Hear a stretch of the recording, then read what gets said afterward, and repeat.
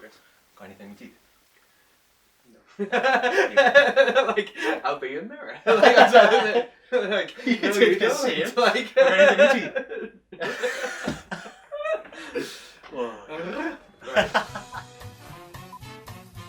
Hello and welcome back to another episode of the Cinema Minute. I'm Grant Robson. And I'm Chris Allen. Today we're looking at the deleted scenes of The Force Awakens. Blu-ray's been out a little while in America now and just hit in England this week. So everyone should have those deleted scenes now, so let's get talking about them. There's actually been a little bit of controversy in England about this, with them not being included on the DVD release. Yeah, absolutely. But time for that upgrade, I suppose. Like, I guess I thought that was kind of common knowledge, in yeah. Blu-rays now. But you know, DVDs are pretty much vanilla releases, and Blu-rays are where you get all the sort of all the extras. booklets. Yeah. Absolutely, I thought the same thing. I can see why it would be frustrating if that's what you're expecting. Just go on the internet. Interesting, but yeah, you go like Use the internet. very good for this sort of thing. But we've got the deleted scenes, and we're going to run through them today. This is actually something we talked about in the first New Look episode a couple of weeks ago. Yeah. When we started the show again, when we speculated quite a bit about what could be on these deleted scenes. And we should point out that our speculation was probably better than I was gonna say we really hoped for a lot, and we didn't. I don't know. We maybe we'll talk about this in a second. Yeah, absolutely. But maybe those expectations we set didn't necessarily live up to the reality of the disc. Although J.J. Abrams has also said this week there are extra deleted scenes coming, even a later Blu-ray. People talking about the 3D release maybe coming out later in the year. Brilliant. As well as maybe popping up online on the official Star Wars YouTube or something down the road too. Oh, yeah. So these are definitely the deleted scenes for now. Yeah, exactly. So the first one we've got is Finn and the Villager. So this is the first scene. At this point, it's where the stormtroopers have just attacked Jakku, and he kind of has a panic attack. But this is an extra scene just to show he's got a bit of remorse. Do you want to explain, Yeah, I mean, it's an interesting scene. It is. It's something that we get more of Finn, more in his stormtrooper costume, more with the sort of blood smeared across the helmet, which is pretty cool, pretty iconically different look for a stormtrooper, which is always good. And him kind of having a moment of concern, not wanting to shoot a Jakku villager. Not your average stormtrooper. Yeah, but I think this is something that is already so well done in the film. Yeah. Finn's conflict. Yeah. This would fit as well. Yeah, but along with what's already there, it's kind of a bit of overkill. That's the thing. It was either a choice of one or the other, essentially. I think this one, it was the right choice as well, because the villager, they kind of have this look for 10 seconds. It's all tense around them, and then the villager just kind of strolls off, like just going about a day, even though it's just getting attacked by the first. I was gonna say, there is quite a lot of. Still, there's a big threat around, I suppose, which she doesn't seem as bothered about. Yeah, but, exactly. Again, it would totally work in maybe place with one of the others that are there. Yeah. But with it, maybe it's a bit. It's overkill. Yeah, I totally agree with you. But again, totally a good look. That is such a striking image. The stormtrooper with the blood is something really different. Really hammers the point home, but maybe we'll get it hammered enough, I suppose, in the film. And you get some of that great anamorphic lens flare off his torch on the front. Yeah. That would have been nice to see. Classic J.J. Abrams. Exactly. Which that would have been an extra point ticked up straight away, but maybe not for this one. The next one we've got is Jakku message. So going on a little further into the film, when Finn and Poe Dameron have crashed on the planet, Poe Dameron kind of gone missing with BB-8. We get a message received in the Resistance base, alerting one of our Resistance officers to. And what's his name? Gone missing. See, I don't know his name, but then he runs past Snap Wexley. Just before the show, we were having a conversation about The Force Awakens generally and talking about these deleted scenes, and I was like, oh yeah, that one with Snap Wexley, and it was like, why? How do you know that? Why do you know that? There's space dedicated in my brain and knowing obscure Star Wars character names. And I can't remember, I've been teaching, this week I've been teaching science. I don't remember anything about science. I don't remember anything about maths or French. Well, you keep that space. But, remembering things like Snap Wexley, that's obviously important. That's obviously something that's really, really filling up the brain cells up there. That information is going to be important one day. But yeah, we get this rebel officer running through the base, past Snap Wexley, up to Princess Leia and C-3PO and give them this sort of message about, Poe and BB-8 being missing on Jakku. It is a really good scene, but from what we've seen in the original film, from the final cut, the introduction of those two characters is absolutely fantastic. We're essentially see it from Han Solo's eyes. Yeah. And it's really nice to see them meet up again after so many years. And you see, you get a great joke off C-3PO as well. And you mustn't have recognised us. With the red arm. I think this one was kind of the same as the Finn and the Villager message. It was kind of one or the other, but I think they made the right choice because it's such a mint entrance for the two characters, for C-3PO. Yeah, I mean, it's one of those things where, exactly as you said, you know, with Han Solo sort of being the main hero returning in this film, even though obviously all three of those original heroes do return, this is very much Han Solo's out of those three story. Absolutely. And, you know, the fact that we meet Leia halfway through the film through his eyes, you know, when they're reunited and have this emotional conversation about their son, that really means something. Yeah. This scene at the start, you know, within the first couple of minutes of the film, it just kind of, there's Leia at work on the Resistance base for C-3PO, and it's just kind of a bit boring. It is. You know, she gets gets quite a cool little line. Yeah, you know, don't underestimate droid and stuff like that. That's a great line, yeah. But, you know, again, it kind of squanders that, you know, great introduction midway through the film. Yeah, totally agree. And yeah, sorry, Greg Gunderson, Snap Wexley. You've got another deleted scene coming up in a second, but you know, I think again I think it was the right choice. Do you? Yeah, totally agree. It was the right choice, and I would like to point out they were a little bit lazy there because that does look like the exact same base from the Rogue One trailer with the background. Yeah, I mean, again, this is, you know, I think it's something they did in Force Awakens anyway. You know, they had a desert planet, but it wasn't Tatooine. An ice planet, it wasn't half. You know, a jungle planet, and it wasn't, you know, either Yavin on the first film on the base, which you know we've just seen so much in Rogue One. So I suppose that little bit of variation, you know, maybe not hammering it at least right in the start of the film might have been a plus there as well. Definitely, yeah, I agree. The next one we've got, so again moving slightly further on in the story, is the X-wings jump into lightspeed. Yeah. So what happens in this scene then? So you've got all of the commands coming from the base, and you've got them all in space, and they're just about to take off in their X-wings, and they're just ready to take off the light speed. You see a great alien character. You see Poe Dameron, obviously, but the main thing for me was Snap Wexley. Snap Wexley. You'll have learned this. Everyone will know. Like, you know. I'm sorry, guys. I don't know. Absolutely. I don't know the alien's name. I've still got work to do. I've still got improvements I can be making. They prepare for light speed jump, as I was saying, yeah. And what did you think of the actual? Bearing in mind that they've got a great bit of the introduction to the X-wings there, what did you think of this actual scene? Again, it's another thing, much like the Leia scene, where it just kind of lessens the impact that we actually get to see in the film. Yeah. You know, when the X-wings arrive on Maz Kanata's castle, we know they're coming, so you know it's not like a total surprise, much like it's not a surprise that BB-8's gone missing because we've just seen BB-8 go missing. Yeah. It's not a surprise. We know the Resistance base gets alerted by that droid. Yeah. So we know they're coming, and you know it's amazing when they do show up in the heat of the battle, or the X-wings sort of fly in. Yeah. It's just that kind of unnecessary extra little bit of setup. Like it's very similar to the other two pieces, as you are saying. It kind of takes away from it. If anything, it kind of gives you a precursor.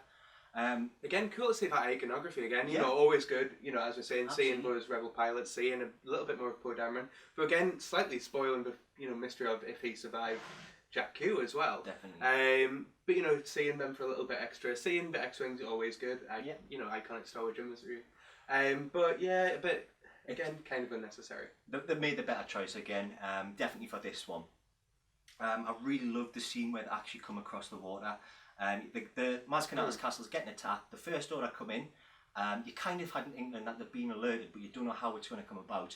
And you just see them cruise across the water, and it's just really nice, and it really builds up to an excellent point there. Yeah, I mean, it's something that we saw in those initial trailers for Force Awakens, and was so instantly striking, instantly iconic moment, you know.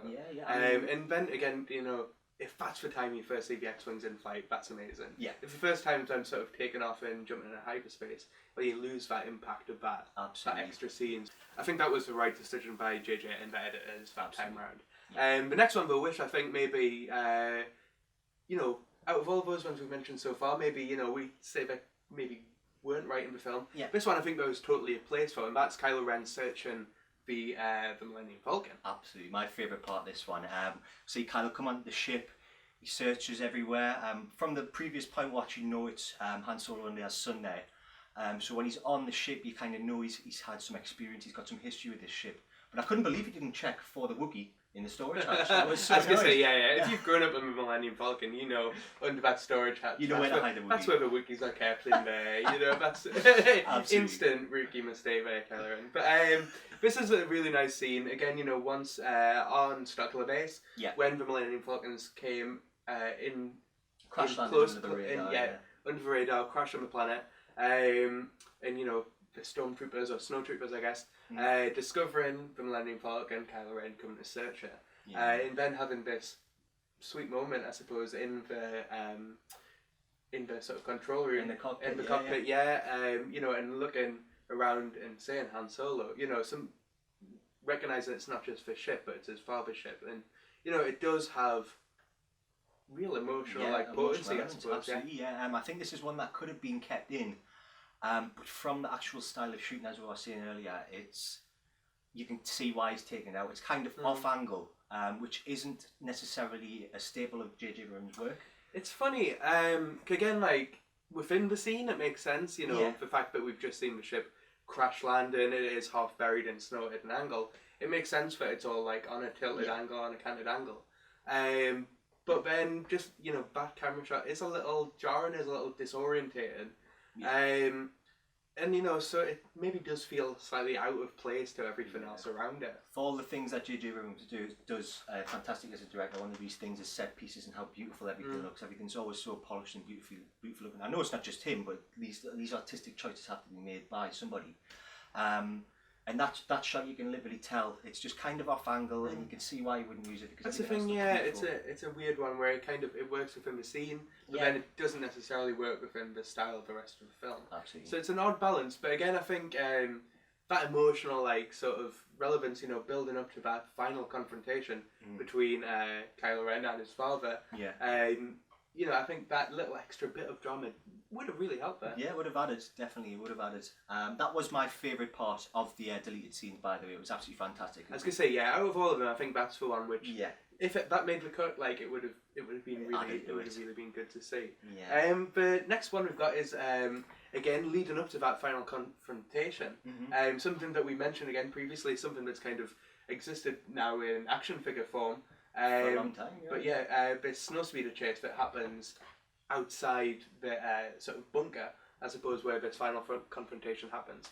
As you might remember, I guess Han Solo and Chewbacca setting off detonators inside the base, Finn and Rey going outside to do it. Like a perimeter sweep sort of thing, So we see them on a snowspeeder. What do you call it, a snowspeeder? I guess so, I think that's, you know, what it's being called here. It's different from the snowspeeders we're used to, but obviously more of a Imperial or indeed First Order sort of design, I suppose. For the comedy value, this was a great scene for me. You see Finn swap seats with Rey. Rey starts driving and Finn's got a gun. He takes one shot and he destroys the whole ship, and the look on his face is absolutely priceless. It's fantastic. That's the thing. Again, you know, something we got a lot of in the film anyway, but you know, was a lot of comedy. Such a great part was that sort of real nice friendship and comedy sort of relationship between Rey and Finn. And getting a tiny bit more of that is really good, really nice in this scene. Absolutely. The scene itself though, obviously here it's unfinished sort of CGI, you know, you can tell sort of the blue screen sort of background, you know, whatever stage of it actually being completed it was. But we also actually don't get the start of the scene. So it's interesting to consider where this one might have been cut. You know, is this something, again, we're going to maybe say at a later date, or is it something that they kind of filmed half of and they're like, this is kind of an unnecessary sort of addition, when, you know, it is really building up to that emotional potency of this final confrontation of the film. And, you know, it's just kind of an extra little chase scene in there. Absolutely, You know, and that, again, getting back to some of the potential criticisms of The Force Awakens, is that maybe how much did it do to be Star Wars, you know, or like fit into what we know as Star Wars. Well, that's, again, as we mentioned, sort of an intention of this film. Maybe this scene would be slightly too literal in doing so. You know, there's obviously bringing all those reminders, having a fight, a sequence, having a lightsaber fight and stuff too. But having a speeder chase, you know, just like in Return of the Jedi, it seems a bit too much like they're going for the Star Wars by numbers, ticking all the boxes off and stuff like that. You know, it's what you'd expect in a video game, perhaps. To, you know, you'd want all those levels. I'd want the Death Star run. I'd want the snow speeders. I'd want the sort of speeder bike chase. But in a film, and especially since we're getting so many films over the next couple of years, this is something that can maybe spread out a little bit more too, and then they wouldn't necessarily want to play it all up front, I suppose. I think also this is kind of like towards the very beginning of the third act of the film. It kind of would have like shut down the pacing a lot. I think that's it. Yeah, exactly. Yeah. Definitely a good choice from J.J. Abrams for that one. Yeah, I mean, again, cool idea. Cool action figure. Yep. Little play set, sort of mini rig style of thing. Yeah. But the next one again, the final one we actually get on the Blu-ray set is Finn Will Be Fine. Finn Will Be Fine. Again, one that kind of definitely blows some of the sort of suspense of that finale, really. Again, as you will remember from the end of the film, I mean, spoilers if you've not already. I mean, you should have. It's been out for like 4 or 5 months now. If you haven't seen The Force Awakens, like, have you? Where you been? Like, You've been on the forest moon of Endor. I was gonna say, literally trapped on Jakku. It's the only excuse. But for this one, at the end of the film, we're left from Finn's confrontation with Kylo Ren. Getting sort of pretty badly wounded. Yeah. So, whilst we know as an audience, like, obviously this main character is going to return in the next film, we are left on a little bit of a cliffhanger, like, he will have to sort of deal with his sort of injuries a little bit. Absolutely. And like his wounds, maybe have to come back from that. Whereas in this scene, it kind of blows that by the Doctor character, who we see a couple of times in the film just saying, oh, he's going to be alright. He'll be fine. Literally. It's so boring how she says it as well. He'll be fine, Like, that's a bit, like, it's... What? Yeah, it's a funny one. It's a bit really like droll. there's something where something suspense where we'll get and then kind of getting a weird little. Like, I quite like that actress like midway through the film when she was looking after Chewbacca and stuff like that. Yeah, absolutely. But yeah, I think at that moment when it is leaving a bit of suspense and it is much more of a dramatic moment. Absolutely. It kind of totally deflates it from my point of view. At the end of a film, especially when you know it's going to be a trilogy, you want to leave a few loose ends untied there. And I think by taking that out, you have left that extra one. Even though now we've got the DVD, we know he's going to be fine. It just wouldn't have added anything for me to the film itself. And I did like the droid though. I'm hoping that's a new medical droid. I was going to say, you see the sort of blue protocol droid who kind of, again, exists in action figure film, but not necessarily much in the film. I think that may be called like a PZ droid. Again, this is ridiculous. Star Wars card trader, I blame you. I blame, so many wasted things for taking up necessary like space in my brain. But the interesting thing, again, if that's another scene where it kind of seemed a bit unnecessary, a couple that we don't get here, or maybe even more interesting ones to consider, namely ones which are rumoured, such as, first off, Poe Dameron kind of making his escape from Jakku. Yes. Potentially bartering to get off world. It could be quite an interesting one. Again, Poe Dameron, a character who seems like, we don't get necessarily that much of in the film, so it could have been interesting to see a little bit more of him. Yeah, I mean, he saves the day a lot in it, but that whole point between him being stuck on Jakku and then coming to save the day, it's kind of open-ended, so it is great, and it would have been nice to know what was happening at that point. Again, a little bit of dramatic tension, but maybe, it would have been nice to see more of him too. Absolutely. The big one, I guess, though, would be what happens in Maz's castle, and the sort of how her character arc has been changed, really. Again, just even going by the trailers, it's kind of clear that Maz Kanata was meant to be kind of come with them on the adventure a bit more, and eventually come to the Resistance base, give Princess Leia the lightsaber. This is something that obviously doesn't happen in the film, and I think again, before the better, really. Again, the fact that we she kind of gives it to Ray to Finn. They kind of have sort of Ray runs off it, Finn kind of takes it and stuff. And again, it's something that leads that suspense for the next film. I think this was a real benefit, to be honest. Like with Maz Kanata, you've got a small little yellow alien. She's force sensitive. She's got a lightsaber. You're cutting it too close to being Yoda there. So do you know what I mean? There's a bit that's too the many thing. I mean, that's similarities. the thing. Again, what we heard rumoured, Maz Kanata using force powers on stormtroopers and stuff like that, having more of that connection. And again, much like the Snowspeeder chase we're talking about, it's kind of, if you make it too much like Yoda, then she's just a sort of photocopy of Yoda. You know what I mean? She's not her own interesting character. Absolutely. Which, and that's something which can totally be developed in episode 8, really interestingly. But just having her, again, being a bit of a copy of Yoda, then kind of maybe coming on the adventure, and, it's hard to see where she'd actually have a place in that final battle as well. She wouldn't be in the space battle, she wouldn't be having the lightsaber fight on ground. Yeah. So, you know, it feels like it's better to leave her there and pick her story up in the next film, as opposed to kind of taking her along and maybe kind of squandering the character a little bit, I suppose. I mean, it's a common plot theme in the story. You always have like the wise man. It's a really good character for that. She's got this castle. She hoards things that are from the past and things like that. And she knows all about the First Order, everything like that. So she does play a really integral part to the storyline. But adding these extra elements that they've taken out, I think would have took away from the story, because I would have been all over Mascanata if she'd had Force powers. I'd be oh my god. Yeah. But at the same time, it's just a mimic of the first trilogy in one film. So I think that's really doing something different. You know, as much as capturing that original essence is amazing, equally, you know, it does need to be different to an extent as well. And it'll be interesting again to see obviously how that's picked up in episode 8. Yeah, definitely, I totally agree. So that's all the deleted scenes from the new Blu-ray release, sorry. As more come out, we will be talking about more over the coming months, and we'll be talking about more Star Wars related things as more Rogue One I was going to say, plenty to talk about on the horizon as well, as episode 8 continues to film. Rogue One kind of, you know, finished on the horizon sort of thing.